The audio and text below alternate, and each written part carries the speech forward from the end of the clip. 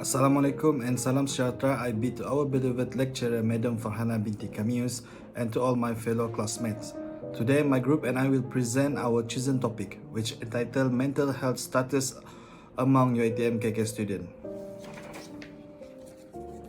But before that, let me introduce my wonderful group member. My name is Muhammad Zuhairizan bin Suhaimi, and I will be presenting with Nurhana Nadira Ridwan and Nur Azlin Enchem. Now let me start with the introduction. Mental health can be defined as a state of mental well-being that enables people to cope with the stress of life, realize their abilities, learn well and work well, and contribute to their community. For your information, mental health is a basic human right and is crucial to personal, community, and socio-economic development.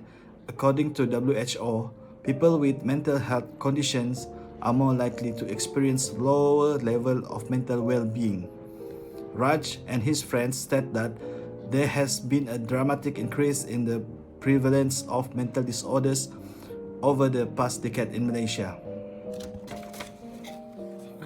In this study, our group has listed 5 backgrounds of problem, and they are: first, the number of university students with a serious mental illness has risen significantly over the past few years.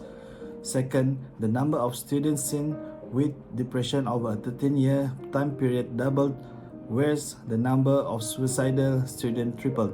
Third, receiving worse grades during their studies can have a severe impact on students' mental health, leading to the development of anxiety and depression. Fourth, the grades and mental health can have a reciprocal relationship with poor mental health, causing students to receive poor grade, creating a vicious loop of academic performance and mental health. And the last one, most undergraduate students change their behavior and lifestyles as they leave their family setting and start a new life alongside their colleagues, friends, and classmates. The purpose of this study is: 1. To study the mental health status among Uitm Kota Kinabalu students. 2. To investigate the physical and mental health among Uitm KK students. 3. To determine whether or not mental health affects student ability to get work done. 4. To analyze on how frequent students feeling low or down. And the last one, to identify whether or not students seek for professional help.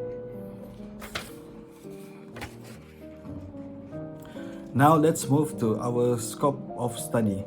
This study designed to understand the mental health status among Uitm Kota Kinabalu campus students, aiming to contribute the understanding of how Uitm KK students are feeling and whether or not they seek for professional help regarding this issue.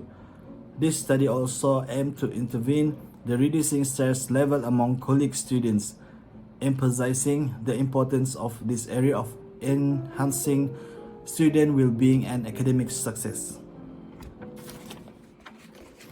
As you can see in this slide, Figure 2 and Figure 3 shows our method of investigation, and we have conducted a survey where questionnaires were distributed through the online platforms such as email and WhatsApp. In this study, we have faced number of limitations. First, sample size and representativeness. Second, self-reporting and recall bias. Third, measurement tools and validity. And lastly, time constraints. Next, I will pass to my friend Nurhana Nadira to continue our presentation. That's all from me. Thank you. Assalamualaikum and hello everyone. My name is Nurhana Nadira Binti Ridwan. So I will continue the presentation part 3.0, finding and data analysis. In this slide is about gender analysis, which gender play a significant role in mental health in various ways, influencing the prevalence, expression, experience, and response to mental health issue. In this study, participation of female students recorded higher number than the male student. The bar chart in Figure 4 show that the percentage of female and male students responded to our survey. It can be seen that 72%, which 36 students of them are female respondents, and 28%, 14 students are male respondents. Mental health challenge may vary across different stages of life. Figure 5 show that majority of age group that responded to our questionnaire are 23 to 27 years old, which is 34% 17 students. In this age group, transitioning to adulthood involves various stressors, including educational pressure, career decision, financial independence, and forming relationship. Followed by 28%, 14 students of 18 to 22 years old, where this age group may experience mental health challenges like anxiety, depression, substance abuse, eating disorder, and mood fluctuation. College students might face unique stressors related to academic pressure and adjusting to new environment. 24% 12 students of 28 to 32 years old, 8% for students of 33 to 37 years old, and the least age group are from 38 to 42 years old, which only amount to 6% 3 students. So part 3.3 level of education, 46% of 23 students who took part in this survey are bachelor degree students, followed by diploma student, which 42% for 21 students, and only 10% 5 students and 2% for 1 student for master and PhD student respectively. In 3.4, the type of student. So in this slide have two type of student, which full-time student and part-time student. So the majority are the full-time student, which 60% for 30 student, and for the part-time student have 40% for 20 student. Student physical health is a crucial aspect of their overall well-being and can significantly impact their academic performance, mental health, and quality of life. Based on the bar chart of physical health rate in Figure 8, it showed that majority of students are having average physical health rate, which amounted to 68% for 34 students, followed by 24%, 12 students having excellent rate. 8% for 4 students are having poor physical health rate, and the remaining 2%, only 1 student was unsure of their physical health rate. For 3.6, about mental health rate. Academic pressure, including exam, deadline, and workload, can significantly impact student mental health. Stress management strategy and support mechanism are essential to help students cope with academic stress. Figure 9 shows that 64% for 32 students are having average mental health status, followed by 18%, 9 students are having poor, and 60% for 8 students having excellent mental health status, and the remaining 2%, only 1 student was unsure of their mental health status. Okay, in 3.7, about mental health influence. So mental health can significantly impact student ability to perform academically and get work done.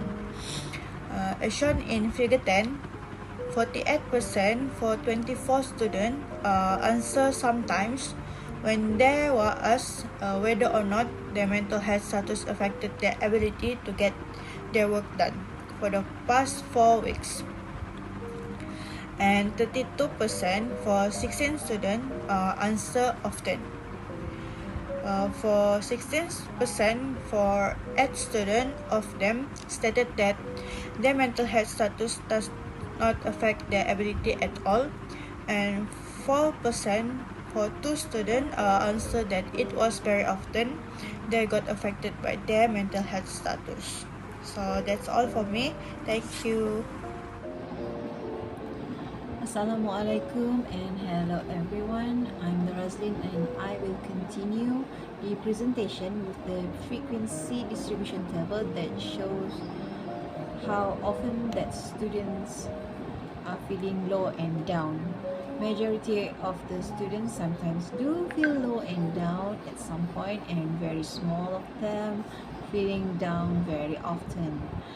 The others, with total of 12 students, do often feel low and down, and total of another 13 students never feel that kind of feeling at all.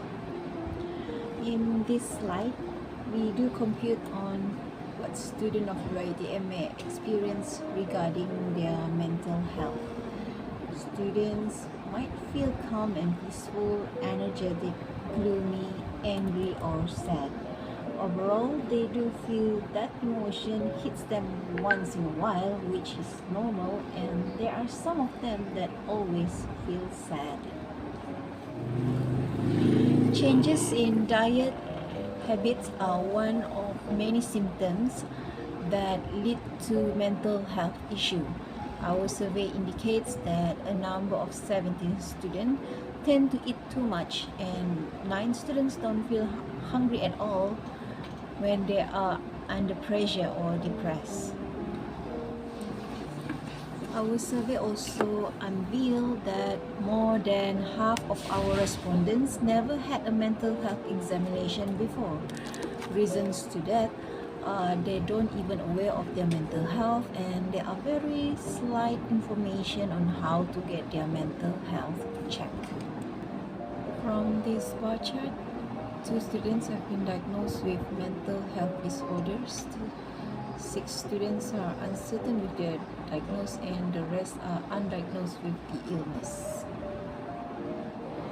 Here are some common types of mental health examination, which is clinical interviews, psychological assessment, observational assessment, neuropsychological testing, diagnostic and statistical manual of mental disorders assessment, cultural and contextual assessment, and also risk assessment. From this survey, we do have a few recommendations on the rising matters, such as addressing students' physical health needs requires a multifaceted approach involving educational institutions, healthcare providers, policymakers, parents, and communities. It is crucial to create a supportive environment that promotes health habits, access to healthcare services, and comprehensive health education is crucial for optimizing students' physical well-being. Educators, counselors, or mentors can conduct regular check-ins with students who appears distressed or exhibit signs of feeling low. Creating a supportive environment that encourages seeking help without judgment can be achieved in the university. To conclude, from our survey, only a small amount of our respondents do take an action regarding their mental health. This indicates that mental health issues are not being highlighted among university students. As we recommended before, healthcare providers, communities, policymakers should cooperate to waken up the society on mental health awareness.